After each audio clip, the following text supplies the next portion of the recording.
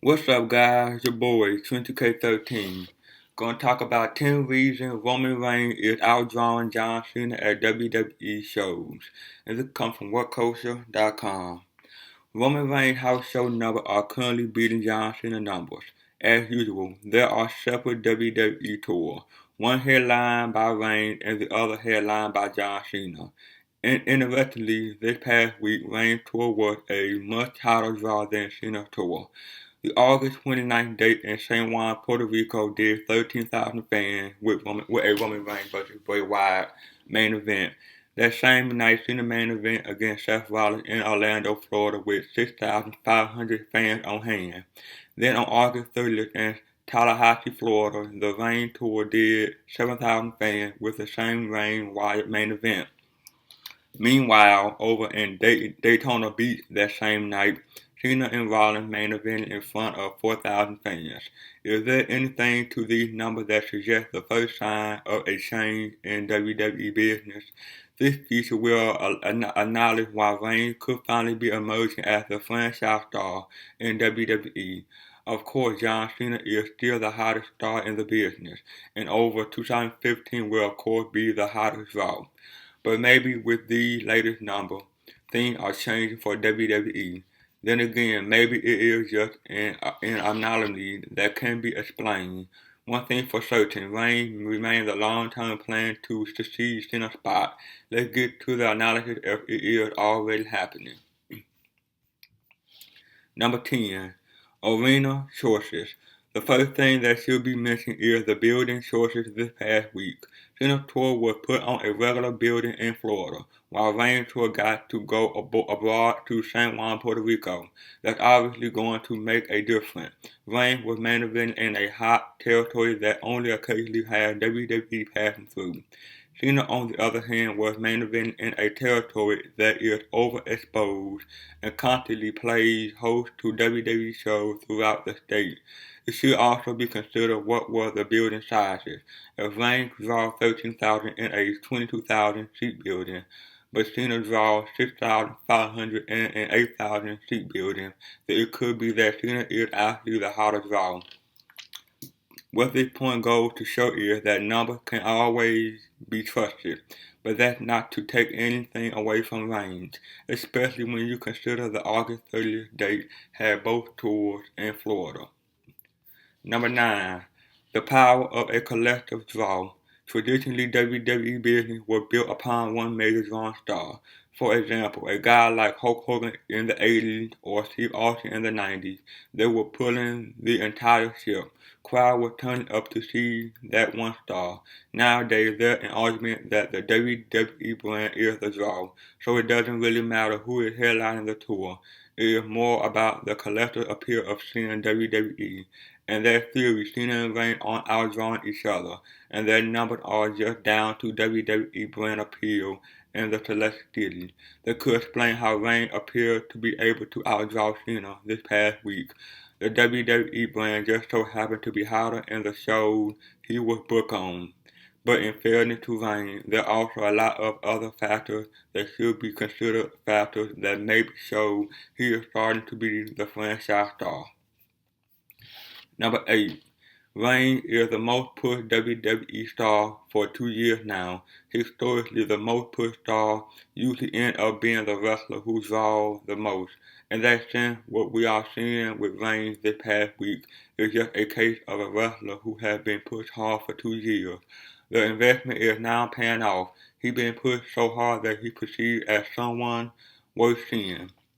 Think about it. As far back as Survivor Series 2013, he was put over as a megastar. He then set in an elimination record and was cheered massively. At Royal Rumble 2014, a year later at Royal Rumble 2015, he won the entire match. Then he main evented WrestleMania in one of the best matches of the year. That's the sort of push wrestlers dream of, and even though fans turn on it, the perception of Reigns as a headline star has stuck. Buying a ticket to see him main event a tour isn't seen as bad value. He's perceived as a big name off the back of a 2-year push. Number 7. Reigns is a really good pro wrestler. The smart mark hate Roman Reigns, but even they can't deny the quality of some of his matches this year. The contest with Daniel Bryan at Fastlane was a 20-minute show closing main event.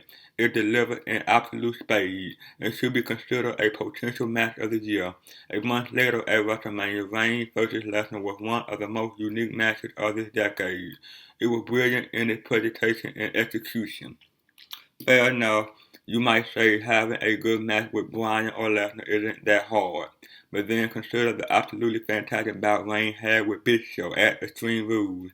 That made it 3 specials in a row in which he excelled, and everything else this year has been pretty damn good as well. Within a crucially good track record of performances, the numbers have followed. Number 6. Cena is old news. John Cena has been WWE main event guy for 10 years now. Is it any wonder that his numbers aren't quite as hot as they once were? Older fans have been fatigued by him for a long time. His younger fans are what has kept him going. But even they are starting to grow up into jaded teens. Think about it. A 10-year-old kid who loved Cena at the start of this decade, the same kid is now approaching 16. Cena fan base are growing up and moving on from the phenomenon of C Nation. There are, of course, always new kids coming along, but maybe they're going for Roman Reigns nowadays. He's young and looks like a superhero. You can see why a new generation kid would buy into him over Cena. Number 5.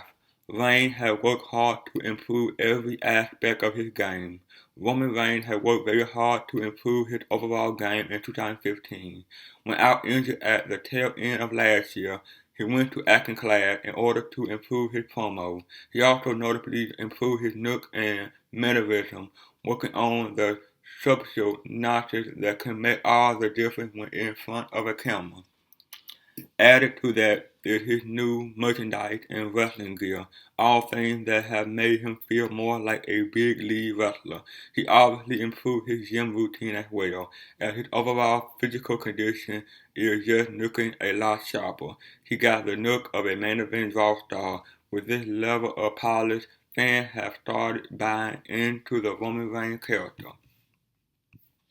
Number 4. Marketing. Good old-fashioned marketing has to be considered as a factor in Reigns' rise to touring success.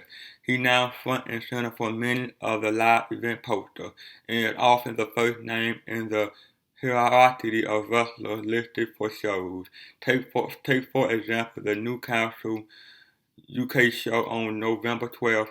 This is a designated Reigns tour, and the advertised lineup lead with him, Roman Reigns, Randy Orton, Seth Rollins, Dean Ambrose. Reigns is being advertised as top billing the world over, and fans are buying.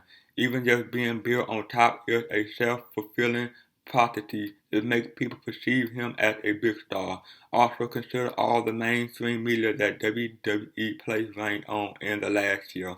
He's one of the guys who is constantly being shown off in the public domain. With the WWE machine now marketing Reigns in the franchise position, it explains the surge of numbers behind him. Number 3. Love him or hate him, Reigns had appeal. There was a situation recently in which a fan bought a WWE ticket with the sole intention of attacking Roman Reigns. The fan went ahead and posted his intention on social media, then went along and did exactly what he said he was going to do. He threw a briefcase in the ring, landed squarely on Roman Reigns. It was a deplorable incident, but it tells us something about Roman Reigns. Fans, whether they love him or hate him, or wanted to see him, it might be to cheer, it might be to boo, but fans are reacting to Reigns. If it sounds familiar, that's exactly how John Cena became such a strong draw. Fans will pay to see someone just so they can react to them. Number 2. The power of the Shield and the feud with Wyatt. The mini revival of the Shield this summer had played a part in Reigns' ability to draw. The union with Dean Ambrose means that 2/3 of the Shield are together, and Reigns is even doing the same music and interest. Fans like it. The Shield was one of the hottest fashions of this century, and putting Reigns back in that context has worked for him. All the fans rush over and can't wait to fist bump him when he come on down through the crowd. Ambrose isn't appearing on the Reigns tour, but his television work has helped to elevate Reigns. That then paid off at the live event. Added to that is the Reigns Wyatt narrative that has been playing out. It is two young guys in a dynamic feud. At a headlining tour match, fans know that Roman Reigns vs. Bray Wyatt is going to be value for money. And number one, difference between TV crowd and live crowd. It has been noted for months that the reaction to Roman Reigns at live event is completely different to the way fans react to him on television. He perceived as a huge deal at house shows and gets mostly cheers. It is a bizarre thing which has been observed in WWE for a while. Fans will behave totally different on camera. It means Reigns' real level of overness isn't fully visible when he's on television. But if you go to a live event, you'll see he's a star, and now attendance numbers are starting to reflect that as well.